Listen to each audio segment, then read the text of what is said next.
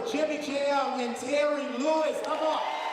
Radio Award winners, ASCAP Award winners. They're just going to award the one to help them find their gift. Come on. We can do better than that. Let's celebrate them. Let's celebrate them. Hallelujah. That you are coming home to do the state fair, and we count that as an honor and a privilege that we get a chance to hear our very own music at our state fair. So it makes it feel a little bit more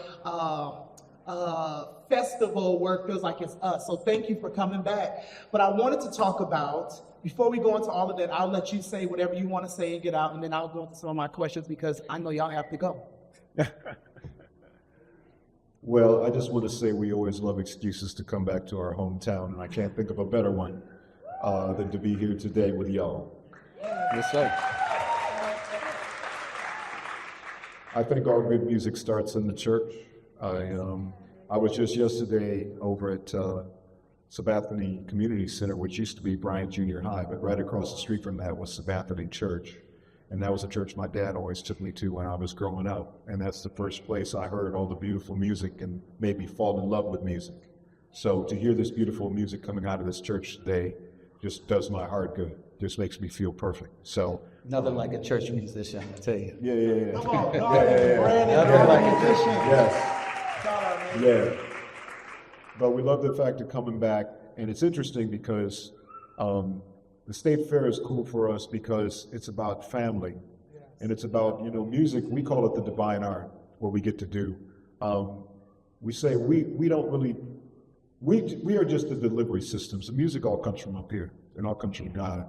But he allows us to deliver some beautiful music with some beautiful people. And the environment of growing up in Minneapolis was the perfect environment for us to bring artists to. And that's why we're calling what we're doing Made in Minnesota.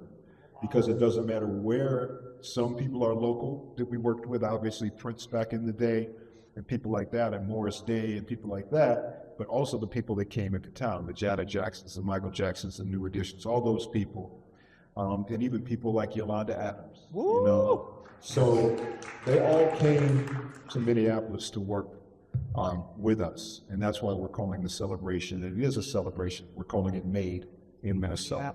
Wow. Made in Minnesota. Wow. Let's give that a hand. Okay, I'll let you go because I have more I can say after that, but I won't belabor the hour talking because I want to hear you all talk. So I'll let you go. Maestro Terry, do you have an opener?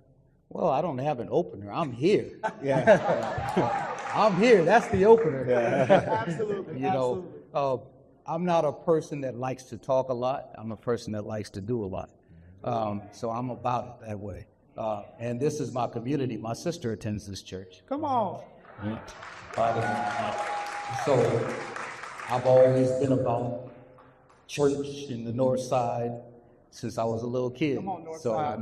We're NFL, north side for life. NFL, come on, you're real north. Come on, that's real north side, ladies. Yeah, we do it right. So, hey, not a lot to say, a lot to do. Absolutely. And so we know all of your catalog. We know from Can You Stand the Rain to Encore, and your songs have taken a new life to even my children. My children are 11, 9, and 6, and they love Encore. They're listening to Janet Jackson. They are just like historians, and 90% of the songs they fall in love with was made in the 80s, in the 90s. And so how does it feel to have this resurgence of your music with a new generation without you having to go on a meeting and help the button be pushed or tell the radio announcer to play it? It's like Optimistic is like a brand new song in today's time on socials. How does that feel because it was made in Minnesota? I think it was made in the spirit. Ooh. Yeah. That's good. Yeah. Hold on, that's good. And the spirit has no time limit. Ooh, it's good. Has no geographic location. Wow. It's made for everyone for all time. So the message is powerful because it's always needed. When we set out to make that song and when we signed the Sounds of Blackness, the whole concept was to give people what they needed, not what they wanted. And sometimes we forget we're always trying to create that hit. But we say everybody creates the hit. All you can do is try to create great music. And we wanted to create great music that actually touched people, that healed people, that made people feel better about their day. And that's always been our motif when we create. Those are the colors that we paint with. Oh no, that is really good. You know, we from church, so we believe ain't no distance in the spirit. Oh, so no. I love that. So that's how a real classic is born, when it is birthed in the spirit, is what you say. Absolutely. Well, every musician probably from all time that I've always known has come from the church. Wow. Whether they frequented the church anymore, that's another thing.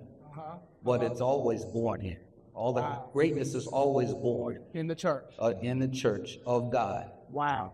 And, you know, that's the divine spirit. It touches you. You know, I never chose music. Music chose me. I didn't. I didn't know. I wanted to always be a doctor. That's what I wanted to do. I wanted to be a healer, but I guess I became a musical healer. You did. It turned out a different way.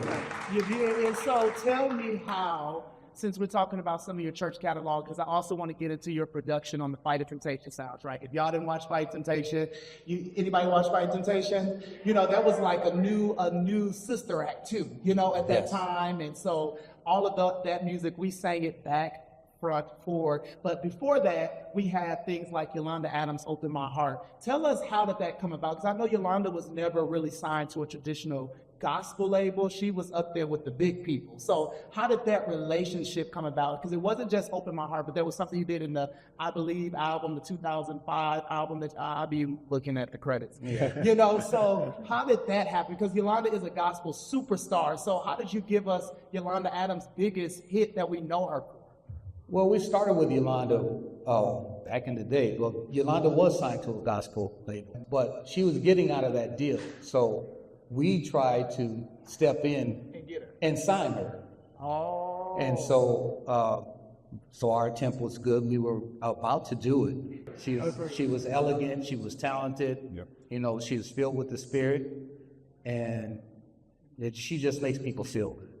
So we tried to sign her, but then Sylvia Rome came along and offered her a bigger deal. Was that Electra? Electra. Okay, it's Electra. Okay, there we go. Yep.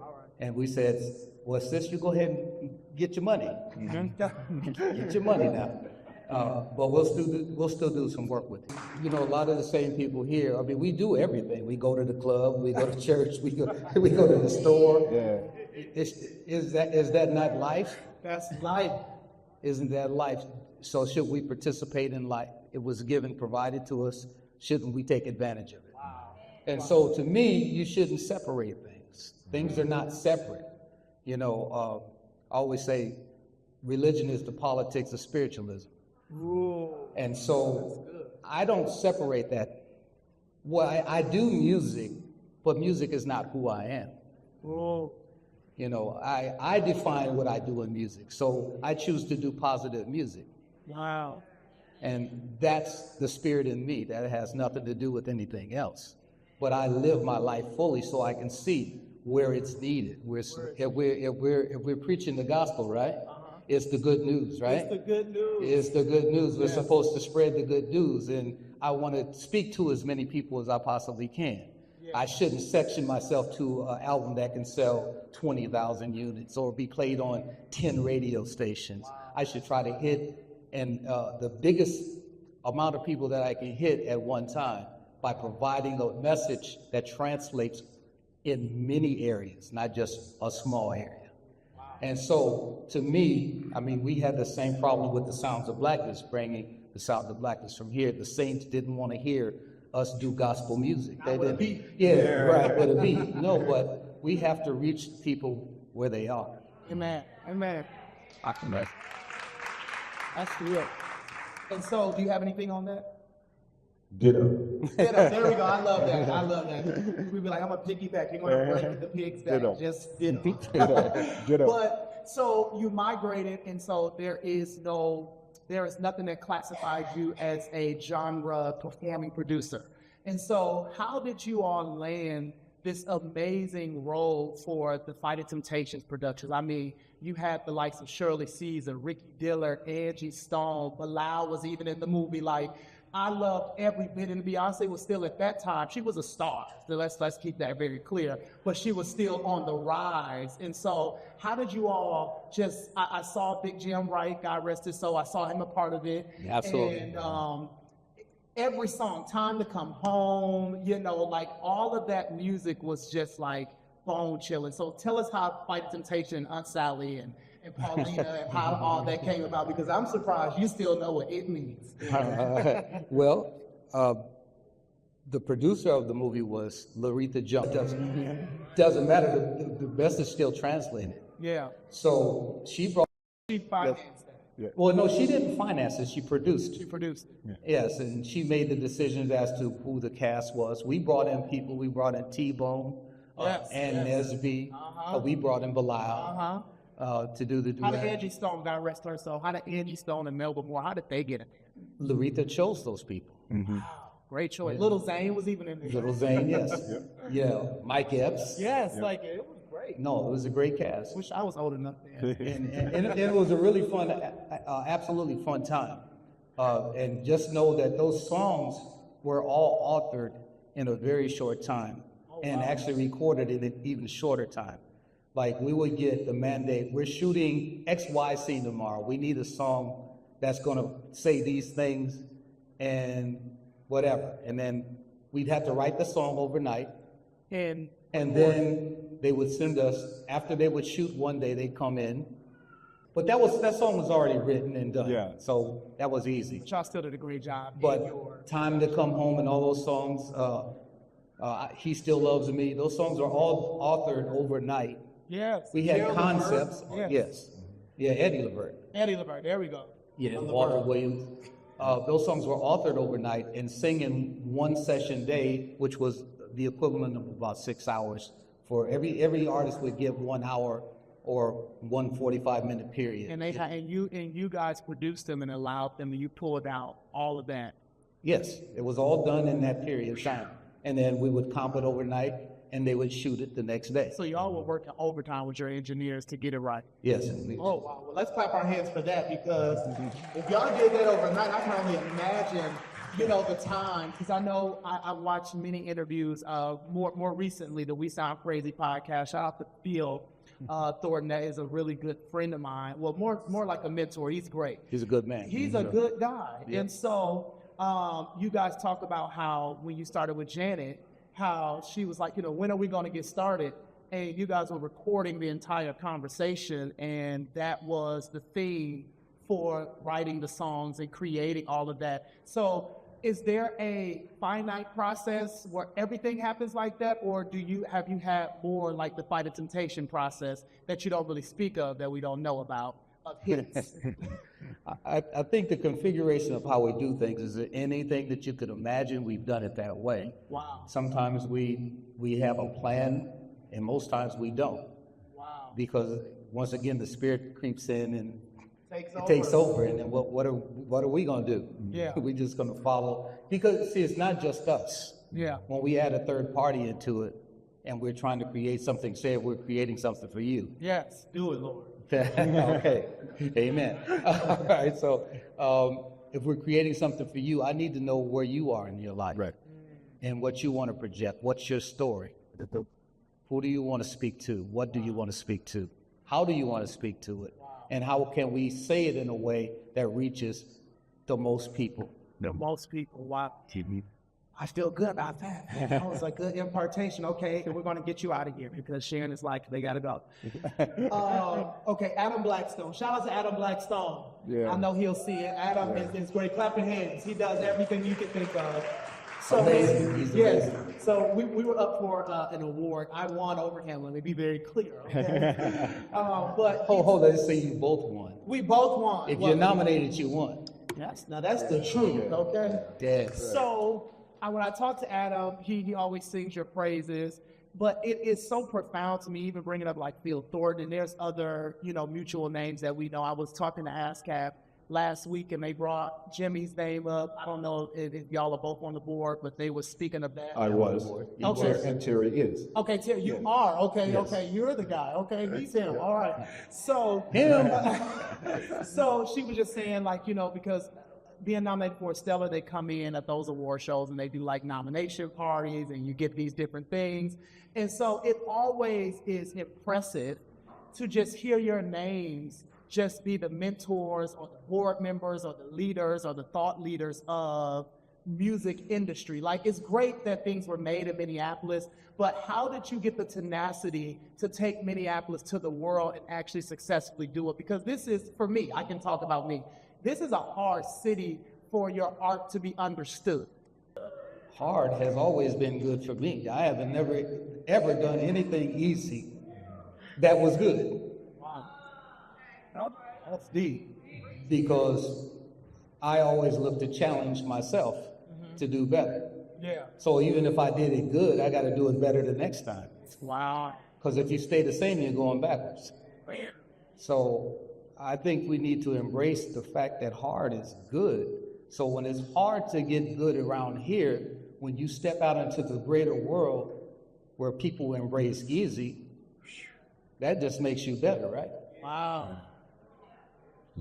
Steel sharpens steel. You know, you up here getting sharp. So when you step out there, man, you know, it's just like what 2 Timothy 2:15 says, study to show thyself approved, right? Yeah. That's all part He's of a it. preacher. Okay. That's all part of it. Yeah. It's like hard is good. Somebody challenges you, it challenges you to get better, to know your word better, to know what you're doing better, to know what you're trying to achieve better. So I think hard is always good. Wow. You know, we're around Minneapolis and people think we had it easy. No, do better. So hard is good. Got it. So let's get that on everybody's brain, so that everybody's spirit. If it's hard, that means we're doing the right thing. Because when it's easy, they gave that to you. Wow. You know. Wow. And then you know, it's like chitlins, right? They gave them to us and we made them a delicacy.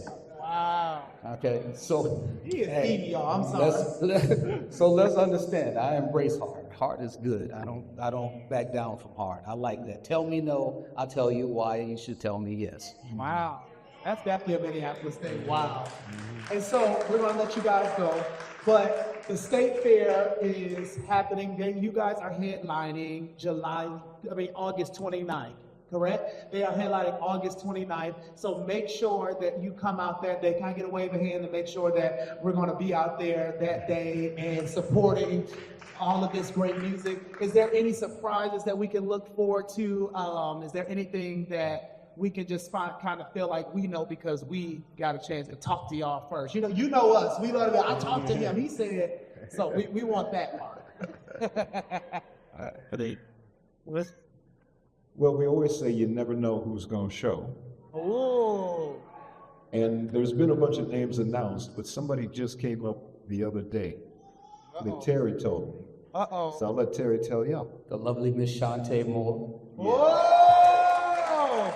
And Shantae can still sing. Oh, yeah. Still sings. Oh, yeah. No, she sang, bro. With an A. Sang. I'm telling you. Yeah, she sang. Yeah. But no, it's going to be crazy. The thing for us is, and the distinction we make, is we try to just make good music. Y'all make it a hit, okay? Whether it's on 8-tracks back in the day, or cassettes or CDs or whatever it is, y'all accepting what we do and spreading the word on it, that's what makes it a hit. So we're looking at this show as a chance to celebrate all of y'all that made it possible for us to do what we love to do. So thank you very much. So let's give it up for Jimmy Jam and Terry Lewis. The Jimmy Jam and Terry Lewis. Thank you. Thank you all so much. Congratulations, Nisha. Yeah. Thank you.